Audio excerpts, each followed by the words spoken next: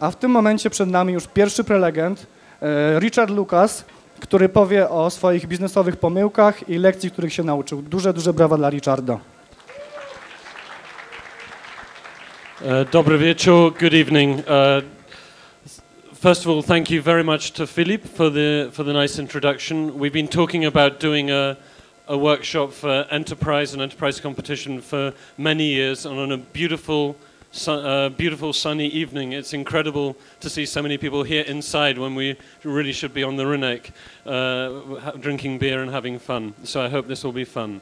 A lot of business presentations are about how wonderful business is and how successful people are, but Philip asked me to talk about mistakes, and so I'm going to run through a few of my mistakes, my businesses, some of the businesses I'm involved in, you can see up there. Some of them are trading, some of them have not yet got customers, but generally I'm investing in new businesses. So if anyone has a business idea and they're looking for an investor, you can see my contact details down there at the bottom. Okay, let's go back to 1991. This was a mistake. Byłem w Krakowie, smok wawelski, fajnie, ale nie ma smoki. So, what did I decide to do? I got my ex-wife's brother-in-law, to jest szwagier była żona, szwagier kwadratowy jakby. And me, we set up a business. We set up a stand selling dragons down by Smok Wawelski. And at the peak it was quite good, you know, 4 million zloty, 4 milion zloty. To był w 91 roku, so 4 million zloty was different. It made a profit, but my mistake was, well, can anyone here tell me what the mistake was? What's the problem with a business like this, selling dragons by the Smok Wawelski? What? Konkurencja, yeah, competition. What else? I had a good place, right next to the, you know, it was right there. It was a fantastic lokalizacja. Znakomity był. Lokalizacja był idealny na sprzedaż Smok Wawelski. What? Copyright.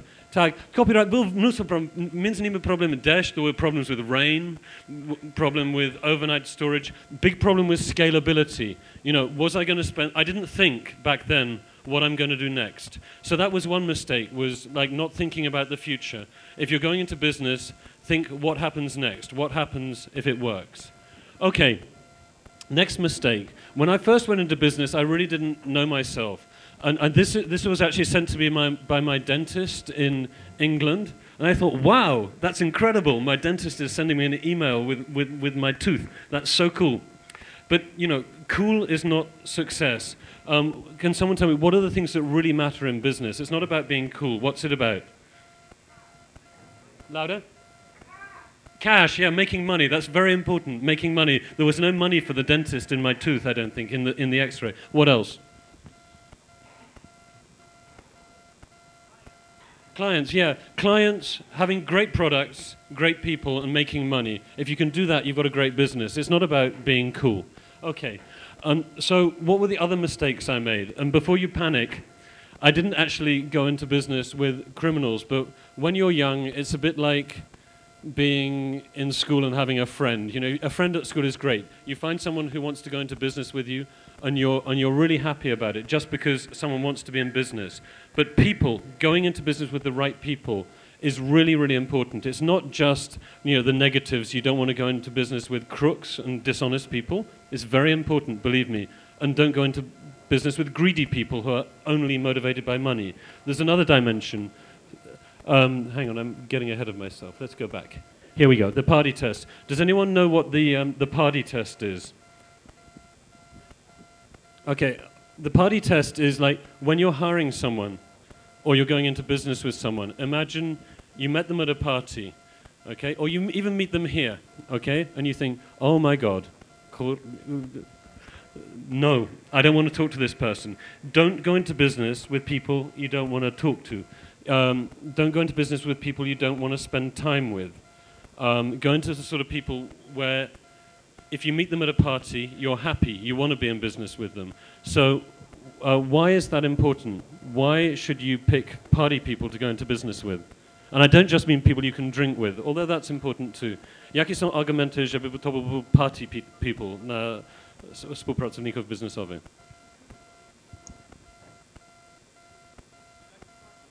They like to party. Yeah, I like to party, but that's not why. There are more important business reasons why you shouldn't go into business with the kind of people you don't want to go to a party with. Wspólne zainteresowanie. Co więcej? What? Yeah, you're a risk taker at a party. That's another reason. Contact it. What are the other? Maybe that's not what I'm thinking of, but it could be a good reason. Okay.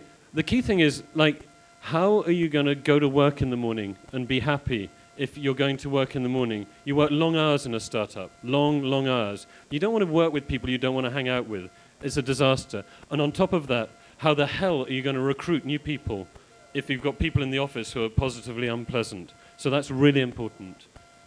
Okay, the next mistake, when I was young, this is so important in Poland. Getting EU money does not make you an entrepreneur. Dotacje Unii Europejskiej to nie jest równoważne do przedsiębiorczości. Wręcz przeciwnie. If I had 1 zloty for every time I heard someone say, jestem biznesmenem, dostałem dotację, I would be very rich. It doesn't make you a business person to get EU money. The right route of my money from my wallet to your wallet is not via urząd skarbowy do Brukseli, do Warszawy i do ciebie. To nie. Trzeba tworzyć coś, które ja chciałbym kupować. The right route of money from me to you is either as an investor or as a banker or as a client. Most important, as a client. So, EU money does not make you an entrepreneur. And let's imagine you go into business. This is another mistake I made. This is the start of a new company. The first time round, I dreamed of government money. Then I made some money. I was lucky. And the second time round, we invested all that money in the opening of the office. And what did we have? We had presents, we had a ribbon, we had champagne, we had brand new office furniture. Even if you've made some money, don't treat that money like it's easier. Try to imagine you have no money, like every zloty counts, because that's the true atmosphere of a startup. Okay, the next big mistake. I had no idea what a leader was. Can anyone give me a nice definition of leadership? Co to znaczy liderstwo?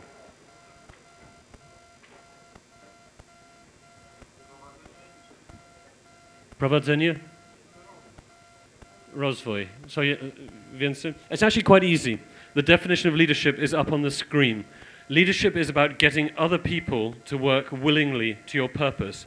I didn't even know what that was when I started a business, and it's pretty irresponsible. And if you know English, and I don't keep on clicking, it's about having courage. It's about, most importantly, setting an example for your people. Setting an example, because I made the mistake of becoming a part-time CEO. I was starting new businesses, I was spending time with my kids, and I wasn't leading the company. How the hell can you expect the guys working for you to work really long hours, to fly around the world doing business, if you're not setting them an example? The most important thing, if you're going to lead a business, you have to set an example, and that's a mistake I made. And the final closing thought, and it's really, really easy for me as a British guy in Poland to do this, is to remember that if you've got a business, it's not about you being the smart guy, okay? It's about getting guys who are smarter than you to come and work for you. And fortunately, for me, that's actually quite easy, because it depends on your level, right? But generally speaking, if you want to learn one thing from this, if you go into business, this isn't about you being in the Bureau Prezesa. You're a very clever guy and everyone looks up to you. Find people who are smarter than you and learn how to lead so that you can do the things that I talked about earlier. Have great products, work with great people, and make loads of money. Thank you very much.